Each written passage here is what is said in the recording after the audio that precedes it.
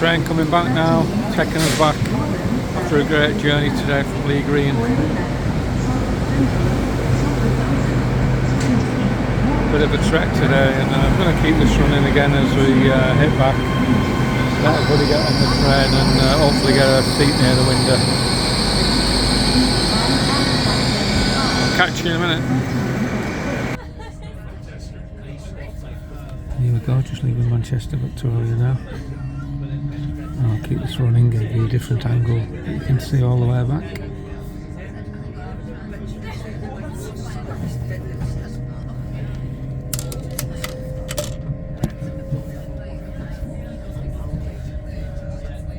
There's Manchester Cathedral just on your left. Can you see it there?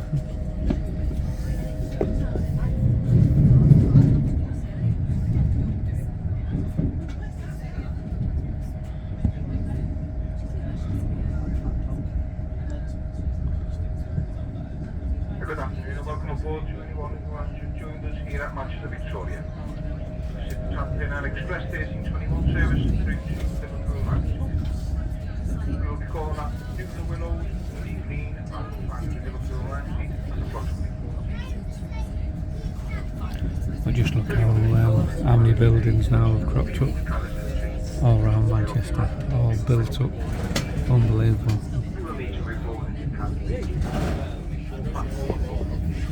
Budlier, you love the Budlier in Manchester.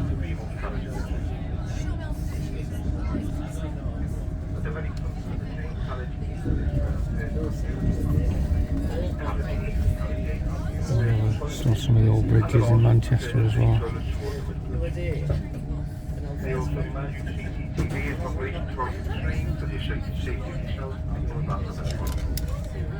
Please also do keep all the aisles free of any luggage if the overhead back seats are available, and also to allow us books. Annexation will be Newton Willows. Thank you.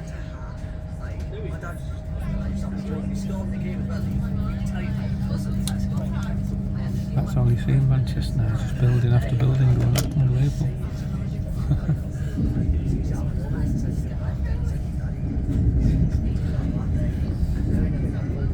And we'll get a shot of that bridge that we've seen before, that was showing you over the River Irwell as well. You should see it now as we come across. We'll be going over it. Oh no, we're just cutting off, which is good so we can see it.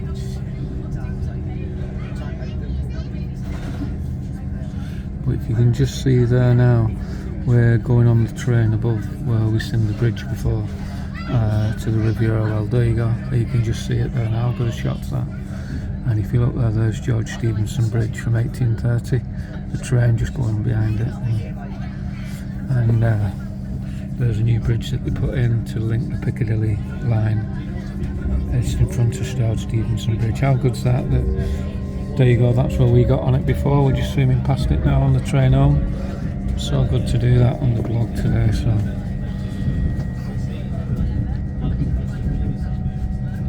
that rustic look looks so good, doesn't it? So I'll keep this running all the way, and then we can hopefully show you Catchmoss as we head down the 1830 line, as we call it. Well, how good a track's this that George Stephenson built and still used today.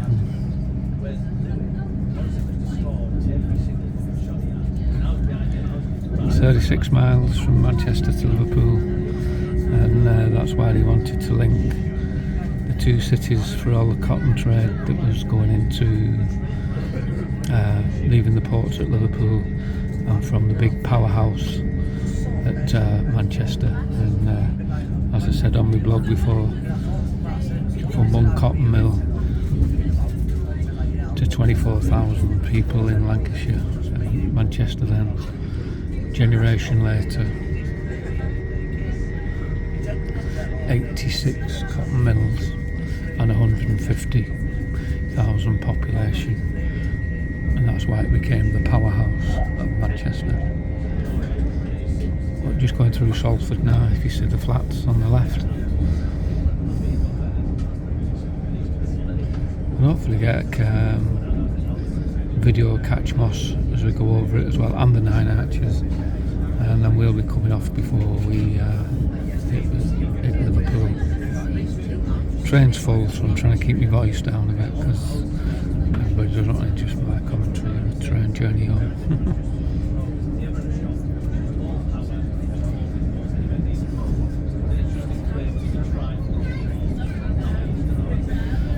Yeah, just leaving Salford now. Just picking up the pace.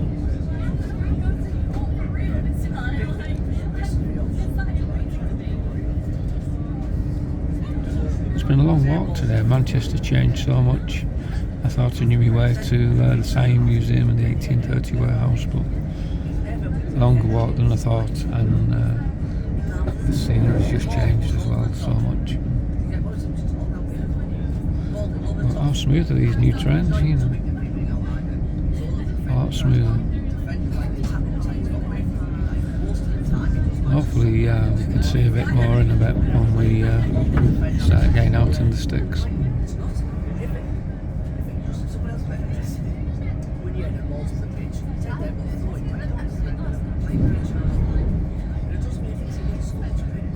And it's a good thing with the Trans-Pennine train as well, it doesn't stop at every stop. You know, it only does a couple of stops and then straight on to Liverpool, so you soon fly home really.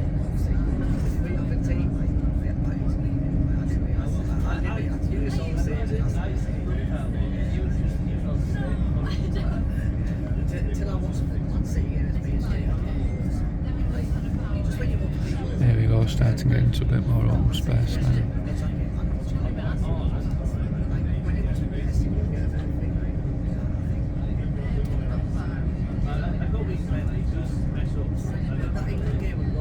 Going up to Eccles shortly.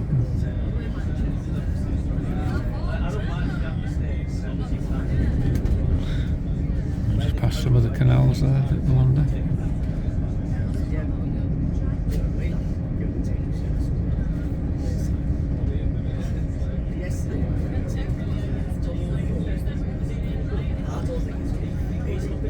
What a lovely day for it.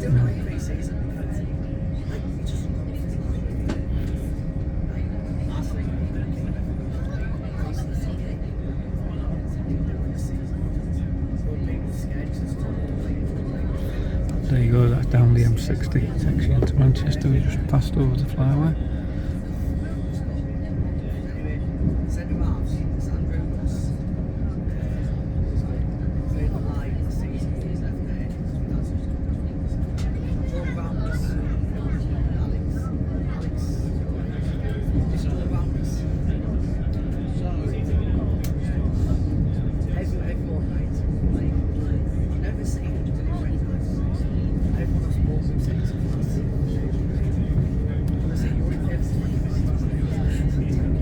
What you see now, just on the left hand side, you'll be coming up to what's known as, to get past this motorway, is Chad's Moss, that was bogland going back to the 1830s.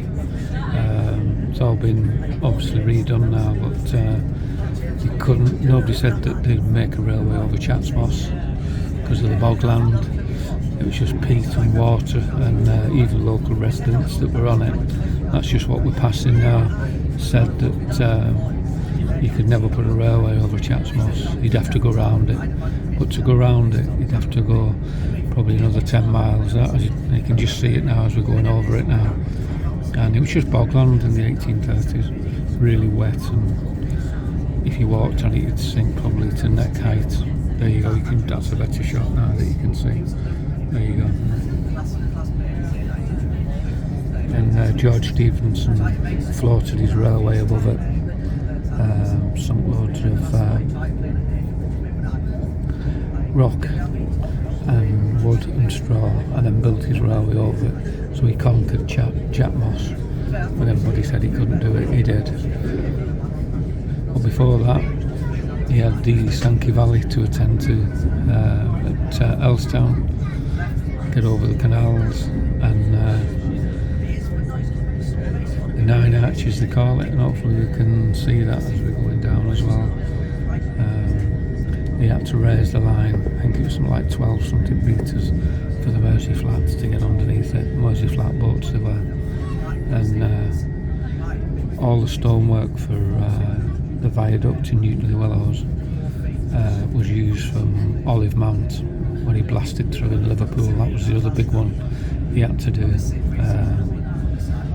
and he did that as well, and used all the stone to build up the 9 arches in Newton-le-Willows.